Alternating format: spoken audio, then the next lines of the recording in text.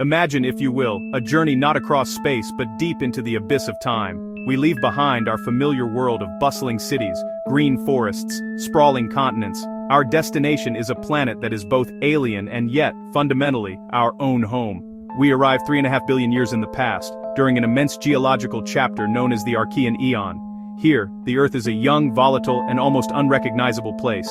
There are no birds, no beasts, no flowers.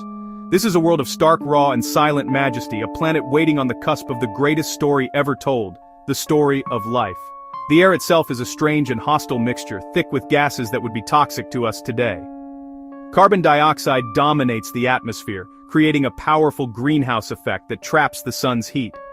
The sun itself is younger and fainter than the one we know, yet the planet is not a frozen wasteland.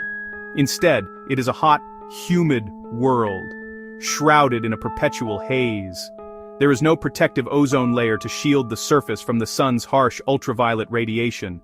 The silence is profound, broken by the hiss of volcanic vents, the crash of waves against barren shores, the distant thunderous rumble of a planet still settling into its own skin.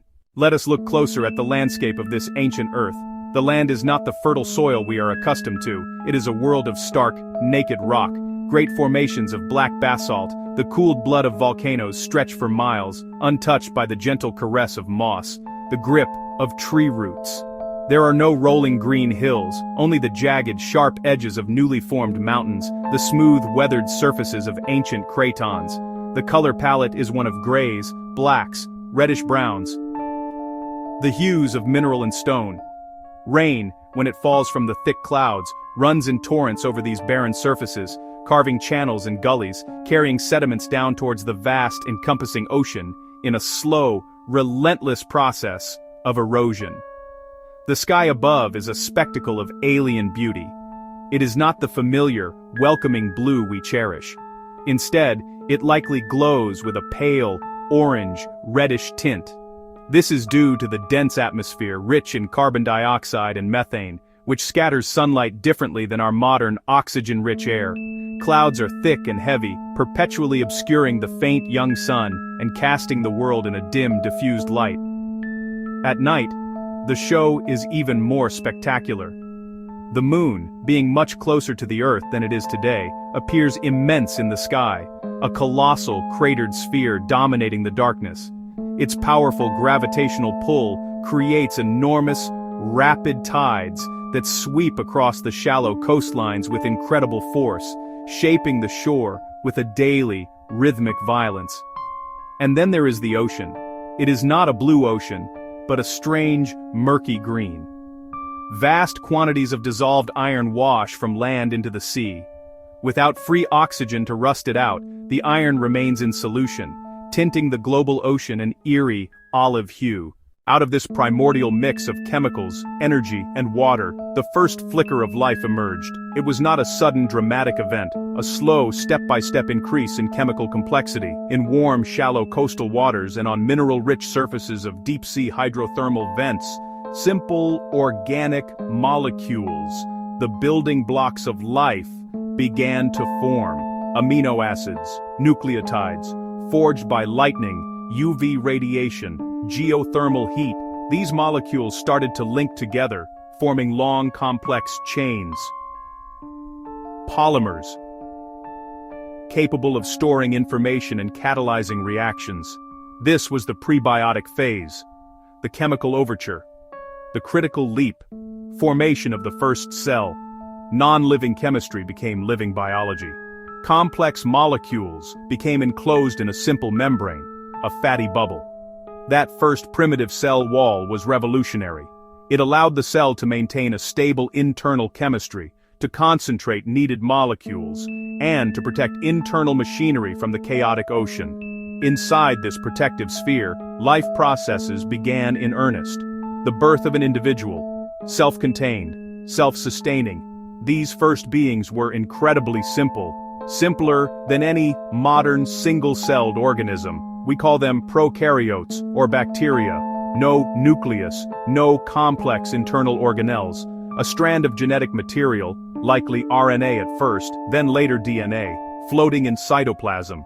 That genetic material carried instructions and the ability to copy itself. replication, passing information to a new generation, is the definition of life. In those fragile bubbles, heredity and evolution began. Life's story became about ancestry and change. Once life had taken hold, the next great challenge was survival. These early bacteria, the pioneers of the planet, had to find ways to sustain themselves in a world without other life to eat. The first successful strategy was likely chemoautotrophy. This means they derived their energy not from sunlight, not from consuming other organisms, but from chemical reactions. They fed on the rich soup of minerals and gases around them. Near deep-sea vents, bacteria could harness energy from reactions involving sulfur and iron. They were, in essence, eating rocks and volcanic gases, turning the planet's raw geology into the fuel for life. These microbial communities began to grow and spread, forming thin, slimy layers known as biofilms. You can see modern versions of these in nearly any wet environment, the slippery coating on a river stone, plaque on our teeth. On the early Earth, these biofilms were the dominant form of life, clinging to rocks in shallow waters and around hydrothermal vents. Within these communities, different species could coexist, the waste products of one becoming the food for another. They formed the planet's first ecosystems, complex webs of chemical exchange and codependency, all playing out on a microscopic scale. These slimy films were life's first cities. Over millions of years, microbial mats built extraordinary structures known as stromatolites. Layered mound-like formations created as bacteria trapped and bound sediment. As one layer was covered, a new layer would grow on top, reaching for the sunlight, building rocky cabbage-like structures, layer by painstaking layer. To truly transport ourselves to this Archean world, we must engage our senses. Imagine standing on a shore of black volcanic sand. The air is warm and heavy, thick with the smell of sulfur, the scent of rotten eggs, drifting from a nearby volcanic fissure. The ground beneath your feet is solid, but you can feel a low, persistent tremor, the deep hum of a geologically restless planet. There are no sounds of animals, no buzzing insects, no chirping birds. The dominant sound is the rhythmic crash and hiss of waves upon the shore. These are not gentle waves, driven by the powerful pull of the close-orbiting moon. They are massive tidal surges that roar inland before retreating with a powerful dragging sigh. Looking out, across the water, the scene is mesmerizing. The ocean is not blue, but a cloudy, jade green, its surface shimmering under the dim orange light of the filtered sun. Here and there, the water steams and bubbles where underwater hot springs release their heat. Close to the shore you might see the lumpy rounded forms of stromatolites. They look like strange, submerged stones, but they are living structures, built by countless generations of microbes. As the day wears on, the weather is extreme and unpredictable. The thick atmosphere can brew powerful storms with little warning. Torrential rains fall, warm, slightly acidic downpours that pummel the barren land. Lightning cracks with startling frequency, its brilliant flashes momentarily illuminating the stark, alien terrain. These bolts of energy are a source of both destruction and creation, splitting atmospheric molecules and helping to synthesize the organic compounds that fuel the planet's nascent biosphere. As dusk falls, the sky darkens to a deep, reddish purple. The colossal moon rises, its pale, cratered face looming so large it feels within reach, casting long, sharp shadows. Through the methane haze, the stars are softer, blurred smudges. The atmosphere crackles with a raw, untamed power.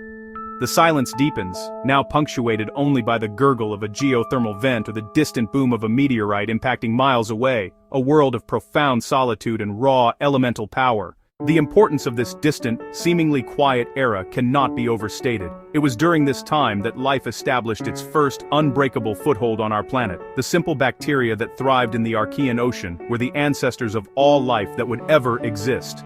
Every plant, every animal, every fungus, and every human being can trace its lineage back to these humble microbial pioneers. They wrote the first draft of the genetic code, a universal language that is still spoken by every living cell today. Within these microbial communities, a crucial innovation was slowly being perfected. Cyanobacteria evolved a revolutionary way to harness energy: oxygenic photosynthesis. Instead of using sulfur or iron, they used the most abundant resource available: water. They learned to use sunlight to split water molecules, releasing a waste product that would change the world forever: free oxygen. For the first time, this highly reactive gas began to accumulate in the atmosphere. This event, known as the Great Oxidation Event, was arguably the most significant biological event in Earth's history. At first, this oxygen was a poison, toxic to most anaerobic life, that had evolved in an oxygen-free world, leading to one of the planet's first great extinction events. Oxygen reacted with dissolved iron in the oceans, causing it to rust and settle to the seafloor, forming vast, banded, iron formations. This process cleared the oceans, slowly turning them from green to blue. Over hundreds of millions of years, oxygen filled the seas and began to build up in the atmosphere, creating the air we breathe and forming the protective ozone layer. This transformation paved the way for the future. Oxygen enabled efficient respiration, fueling the evolution of larger, more complex organisms. It created conditions necessary for eukaryotic cells, the building blocks of plants and animals.